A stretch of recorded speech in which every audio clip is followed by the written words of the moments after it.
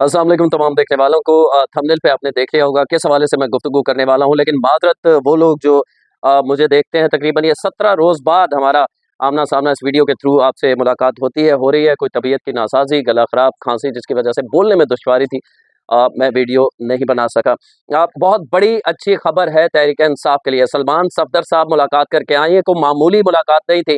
तकरीबन 2.5 से पौने 3 माह बाद बानी पीटीआई इमरान खान से यानी मुलाकात हुई है सलमान सफदर की, और सुप्रीम कोर्ट के ऑर्डर पर हुई है। हुकूमत मुलाकात नहीं करने दे रही थी, लेकिन सुप्रीम कोर्ट में आज हुक्म जब जारी किया तो हुकूमत भी बेबस नजर आई और सलमान सफदर की मुलाकात करवा दी गई। क्या ये मुलाकात सिर्फ इसलिए थी कि लिविंग कंडीशन देखी जाए खान साहब की, वो कैसे रह रहे हैं, उनकी सेहत कैसी है? ऐसा नहीं है। बहुत सारे सवालात हैं, क्योंकि अगर सिर्फ लिविंग कंडीशन देखना होती तो ये मुलाकात आधा घंटा 20 मिनट की होती। ये 3 घंटे से ज़ायद की मुलाकात रही है। सलमान सफदर क्या पैगाम लेकर गए हैं और वहाँ से क्या जवाब मुतवक्के है, इस हवाले से इस वीडियो में आपको बताने की कोशिश करूँगा।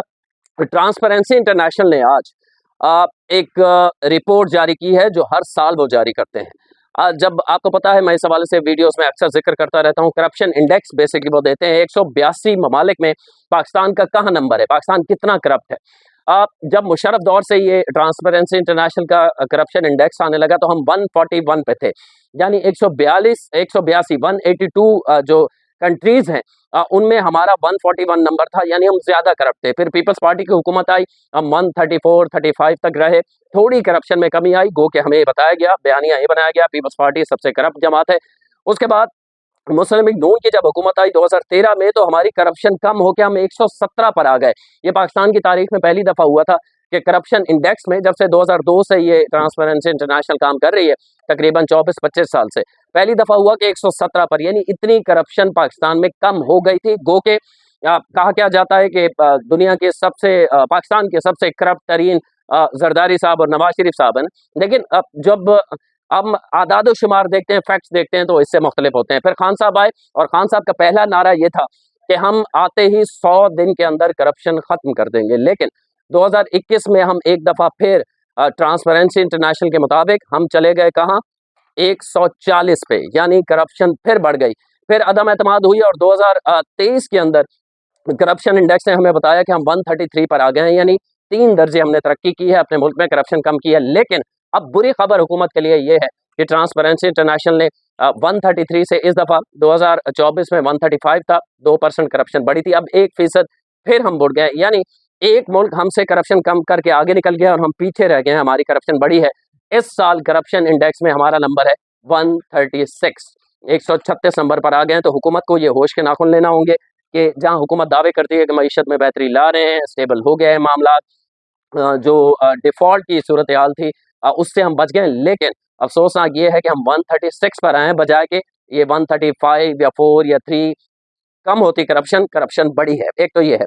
आज हुआ ये है कि तोशा खाना फौजदारी केस जो था, सुप्रीम कोर्ट का ये पहले ऑर्डर मौजूद था लिविंग कंडीशन के हवाले से कि खान साहब की लिविंग कंडीशन देखी जाए कि खान साहब वहाँ कैसे रह रहे हैं। ये मैं आपको बता दूं कि याया अफरीदी और जस्टिस शाहिद बिलाल पर मुश्तमिल 2 रुकनी बेंच था, चीफ जस्टिस याया अफरीदी और जस्टिस शाहिद बिलाल। इस 2 रुकनी बेंच के सामने आज चूंकि तोशा खाना फौजदारी जो केस है, इसके वकील जो है तहरीक इंसाफ की जानिब से, वो लतीफ खोसा साहब है। लेकिन लतीफ खोसा साहब जैसे ही शुरू करने लगे अपने दलाइल, तो सुप्रीम कोर्ट ने उसे रोक दिया, चीफ जस्टिस से रोक दिया और कहा सलमान सफदर, पहले हम अटॉर्नी जनरल को सुनेंगे, फिर सलमान सफदर से हम बात करना चाहते हैं। और सलमान सफदर जो कि 300 से जायद मुकदमात में बानी पीटीआई के वकील हैं, उन्हें सुप्रीम कोर्ट ने आज फ्रेंड्स ऑफ कोर्ट करार दिया है। यानी एक इस्तेलाह इस्तेमाल होती है एमिकस, ये कानून की जबान में इसे कहते हैं कि कोई ऐसा शख्स जिसका उस केस से लेना देना ना भी हो, लेकिन वो अदालत की अगर मुआवनत कर सके कानूनी तौर पर, आईनी तौर पर, तो अदालत उसे फ्रेंड ऑफ कोर्ट करार देती है। और यही हुआ, इसी कानून के मुताबिक सलमान सफदर को फ्रेंड्स ऑफ कोर्ट करार दिया गया। और बड़ी कामयाबी ये है कि तकरीबन पौने 3 माह बाद जेल के बाहर कोई शख्स आज़ाद रहता हुआ वो खान साहब से मुलाकात करके आया है। क्योंकि मैं इस तरह क्यों कह रहा हूँ, उसकी वजह यह है कि खान साहब के रिश्तेदारों की, बुकला की, किसी की मुलाकात नहीं हो रही थी। सुहेल अफरीदी बारहा कोशिश कर रहे थे हमारी मुलाकात हो जाए, उसकी मुलाकात नहीं हो रही थी। लेकिन बुशरा बीबी की जेल के अंदर, चूंकि वो भी अडियाला के अंदर है और खान साहब भी अडियाला के अंदर हैं, तो हर मंगल के रोज बुशरा बीबी की मुतवातिर मुलाकात करवाई जा रही थी, लेकिन बाहर से कोई मुलाकात इसलिए नहीं हो रही थी कि हुकूमत का ये एतराज था कि जब बाहर से मुलाकात होती है, बाहर आके सियासी गुफ्तगू की जाती है, फिर वो ट्विटर पे सख्त जबान इस्तेमाल की जाती है। अब सुप्रीम कोर्ट के ये जो ऑर्डर है, अब यहाँ पे सोचने वाली बात है, जो सवाल मेरे जहन में आ रहे हैं और जो मैं आपसे भी चाहूंगा कि इसमें आप भी कमेंट्स में बताया करें, वो ये कि सलमान सफदर ही क्यों?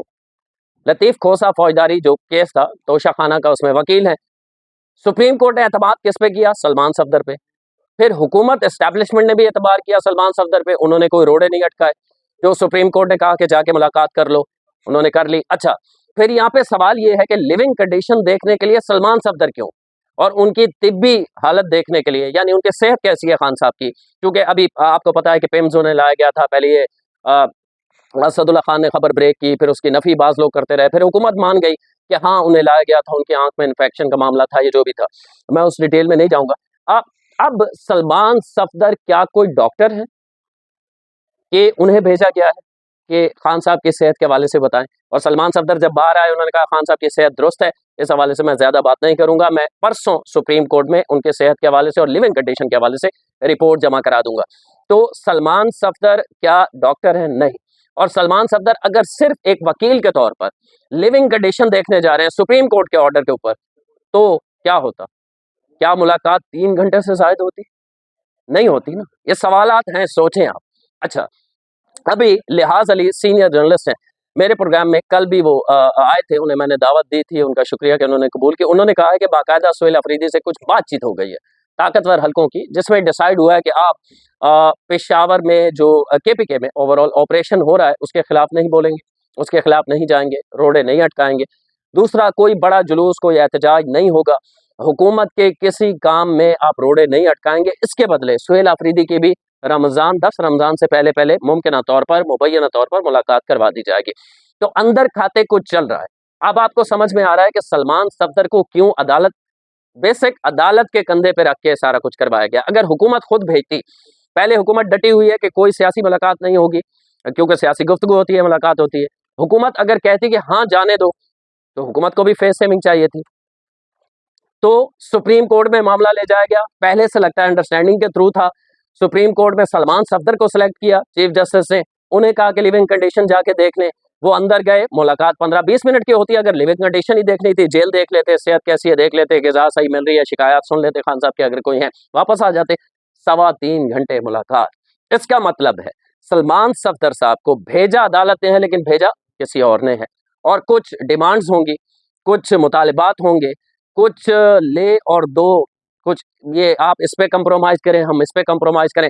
तो मैं आपको ये कह सकता हूं कि जो मुमकिन तौर पर अगले 4 या 5 माह में डील हो सकती है बिटवीन हुकूमत और खान साहब, हुकूमत और अपोजिशन, उसका आगाज हुआ चाहता है। सलमान सफदर, मैं पहले भी आपको बता चुका हूं, कोई डॉक्टर नहीं है, कोई ऐसी शख्सियत नहीं है कि जिनका वहां जाना जरूरी था तो अदालत ने क्यों, और सलमान सफदर वहां आए ही क्यों थे?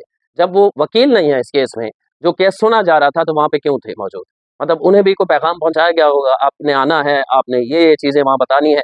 अब देखना ये होगा कि अगले 10-15 रोज में खान साहब का इसमें क्या जवाब आता है। सलमान सफदर साहब जिन्होंने भेजा था उन्हें क्या बताते हैं। तो ये सारी सूरत हाल है। डील का आगाज हुआ चाहता है, क्या ये डील सिर्फ खामोश रहने तक होगी? क्या खान साहब को बाहर भेजना पड़ेगा? बहुत सारे सवाल आते हैं। या मुल्क में रहते हुए उन्हें पेशावर या बनीगाला मुंतकिल किया जाएगा? ये तय होना आहिस्ता आहिस्ता ये चीजें होंगी। बहरहाल नजम सेठी साहब भी कह चुके हैं, मैं आपको बता चुका हूँ, लिहाज अली साहब भी सीनियर साफी हैं, वो कह चुके हैं। तो कहीं ना कहीं, और यही वजह है, यही वजह आपने नोट किया होगा कि सुहेल अफरीदी के ऊपर इस वक्त पीटीआई का अपना सोशल मीडिया चढ़ दौड़ा है, और जुनेद अकबर भी, उनकी कल ऑडियो लीक हुई है, उस हवाले से भी तफसील से बात करेंगे। तो मामला इस तरफ जा रहे हैं। खान साहब या पीटीआई को हम यूं समझें कि समझ आ गया है कि जितनी हम कोशिश कर रहे हैं, एहतजाजों से रिहाई नहीं होती, एहतजाजों से आपको स्पेस नहीं मिलती। आप बातचीत करेंगे, उसी के नतीजे में ही आपको कोई स्पेस मिल सकती है पाकिस्तान के अंदर। माजी यही है। हमने पीपल्स पार्टी का माजी देख रहे हैं, जुल्फकार बनाई तो कामयाबी नहीं मिली।